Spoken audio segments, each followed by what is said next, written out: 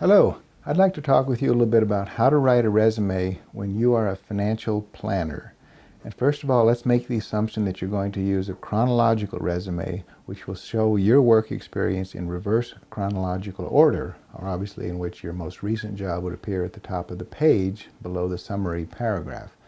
So let's take a look at a sample resume in that format to see what it might look like for you as a financial planner.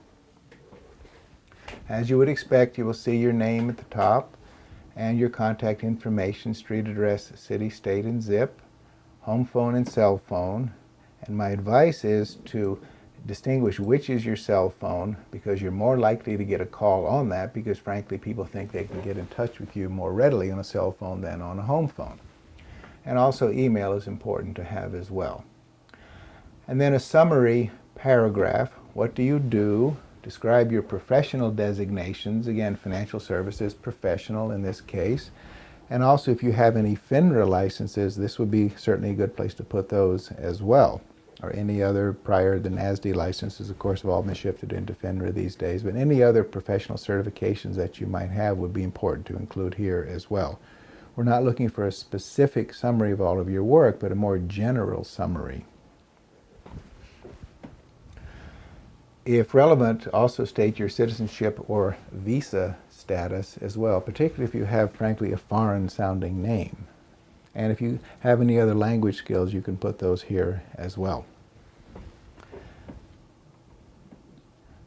And then moving through the resume, you would then go to the professional experience section, employer name, city and state, the years at which you worked at that employer, your specific job title, and then underneath that, what we call a responsibility statement, which is a listing of the duties and responsibilities within that job. Call it the backdrop or the context of that job, if you will.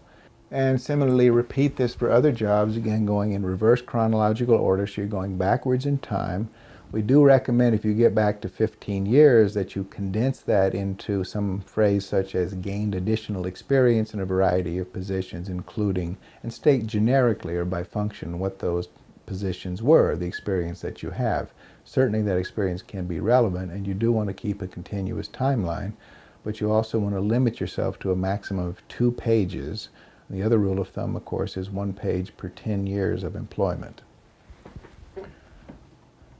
And then the last section would be education, and here you would list your degrees in reverse chronological order. And also you can list here any additional training that you might have received relevant to your profession that you want to include to set yourself apart from someone else. Remember always too that the purpose of the resume, the reason that you're writing this resume, is not to tell somebody everything about you, but to entice them to bring you in for an interview. And that is the fundamental core purpose of a resume. So it's important to keep that in mind. And it needs to look good visually, which means sometimes white space is actually more valuable than extra words. So be concise, be brief. You don't need to include the months in the years in which you worked as well. Thank you very much.